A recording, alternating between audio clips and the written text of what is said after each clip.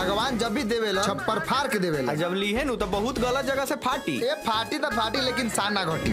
दोस्तों आप भी भोजपुरी कॉमेडियन मनी मिराज के फर्स्ट भोजपुरी फिल्म वेलकम को देखने के लिए इंतजार करना है, तो आज इस वीडियो में आप सभी को बताएंगे कि फिल्म को दोस्तों कैसे देखेंगे। मनी मिराज का दोस्तों फर्स्ट भोजपुरी फिल्म वेलकम को 22 नवंबर से पूरे भारत के सिनेमाघरों में रिलीज कर दिया गया है। पूरे भारत में 25 सिनेमा हॉल में वेलकम फिल्म को चलाया जा रहा है। फिल्म में आप सभी को मनी मिराज, बेबी काजल, खुशी झा, प्रकाश जैस लीड रोल में देखने को मिलेंगे।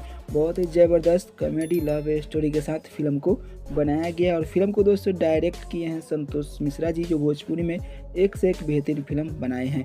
चलिए दोस्तों बात कर ले कि फिल्म को कैसे देखना है। और बहुत लोग दोस्तों इस फिल्म को यूट्यूब पर देखने के लिए इंतजार कर रहे हैं, तो दोस्तों आप सभी को बता दें कि वेलकम फिल्म इतना जल्दी यूट्यूब पर नहीं आएगा, 4 से 5 महीना भी लग सकता है फिल्म को आने में।